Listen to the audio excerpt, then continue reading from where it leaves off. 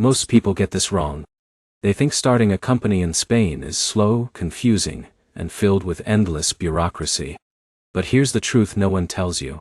Spain actually has a very structured and step-by-step business registration system that becomes simple once you understand the order. The biggest mistake you need to avoid is trying to jump steps or guess the process. In Spain, every stage is linked legally. If you skip one requirement, your entire registration can get delayed or rejected. In this video, I'm going to walk you through the complete step-by-step process of starting a company in Spain in 2026. You will understand the legal structures, registration steps, tax setup, banking, costs, and common mistakes in a simple, practical way. By the end, you will know exactly how to legally start your business in Spain without confusion. Let's begin. First, you need to understand the main business structures in Spain. The most common ones are sole trader, called autónomo, and limited liability company, called SLA, which stands for Sociedad Limitada. Now here's where it gets interesting. Most serious entrepreneurs choose the SL structure. Why? Because it protects your personal assets. That means, if your business runs into financial problems, your personal savings are generally protected. But here's the problem. Beginners often choose Autónomo because it looks easier. And yes, it is faster to set up. But it does not offer strong liability protection. So if you are building a long-term business, SL is usually the better option. Now step 1. Choosing your company name. In Spain, your company name must be unique and approved by the Central Mercantile Registry. You need a certificate confirming that your name is not already taken. Now here's where most people fail. They pick a name first and only later check availability. That leads to delays and frustration. So always check and reserve your company name before moving forward. Now, step 2. Opening a bank account. You must open a business bank account in Spain. This is required before company registration. Now here's where it gets interesting. You will need to deposit share capital into this account. For an SL company, the minimum capital requirement is typically €3,000. Now here's the challenge. Some banks may require in-person verification or additional documentation. So this step can take time, especially for non-residents. Now, step 3. Getting your tax identification number.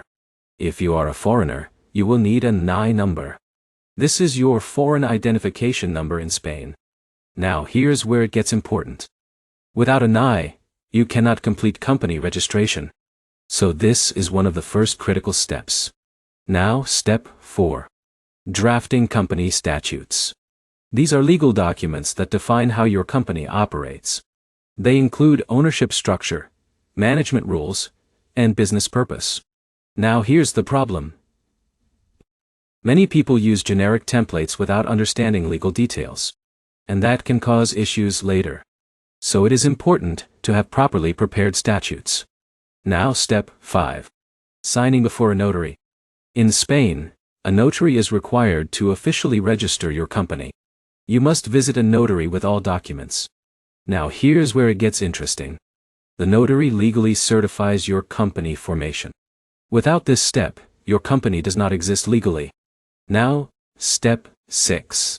Registering your company in the commercial registry. This is called Registro Mercantil.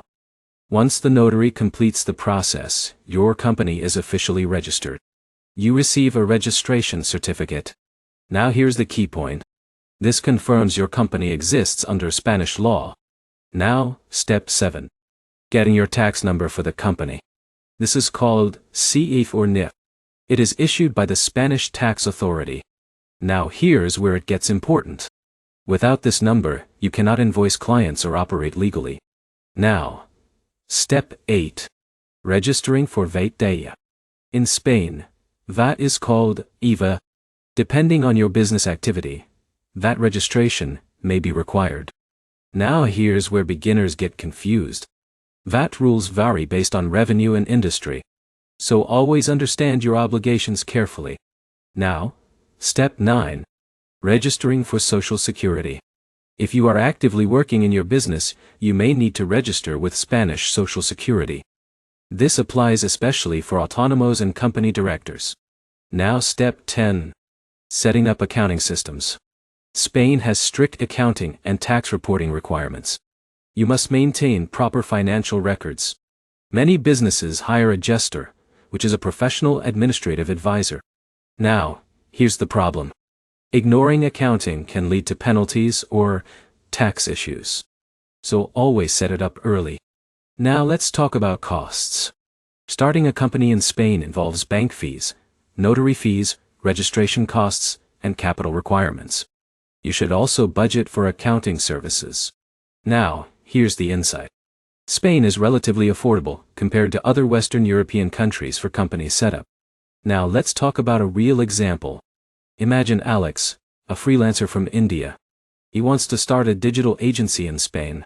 He applies for NI, opens a bank account, deposits capital, signs documents with a notary, and completes registration.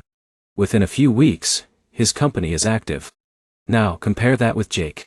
Jake ignored the NI requirement, delayed bank setup, and used incorrect documents. His process took much longer. So preparation is critical. Now here's where it gets interesting again. Can foreigners start a company in Spain? Yes. Absolutely. There is no citizenship restriction for company ownership.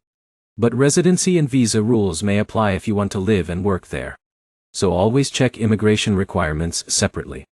Now let's talk about common mistakes. Not getting NI early. Choosing the wrong structure. Delaying bank account setup. Ignoring tax obligations. These are the most common issues. Now, let's talk about strategy. Start with SL if you want protection and growth. Get your NI first. Open a bank account early. Prepare your legal documents carefully. And follow each step in order. Now here's the key insight. Spain rewards proper planning. If you follow the legal structure, the process is smooth and predictable. Now let's talk about benefits. Access to European markets. Strong tourism and business economy. Low entry cost compared to other EU countries. And good startup opportunities in many sectors. Now here's where it gets interesting. A Spanish company can give you access to the entire European Union market. Now let's bring everything together. Starting a company in Spain involves choosing a structure, obtaining NI, opening a bank account, depositing capital, drafting statutes, signing with a notary, registering in the commercial registry, and completing tax setup. It looks detailed, but every step is logical. Now here's the final insight. Most people struggle not because Spain is difficult, but because they skip steps or don't prepare properly. If you follow the process step by step, you can successfully launch your company. So stay patient, stay organized, and respect the legal process. If you found this helpful, make sure to like this video, subscribe for more country-specific business guides, and comment below if you want help choosing between Autonomo and SL. Because the structure you choose today can shape your entire business future. And now you know exactly how to start the right way in Spain.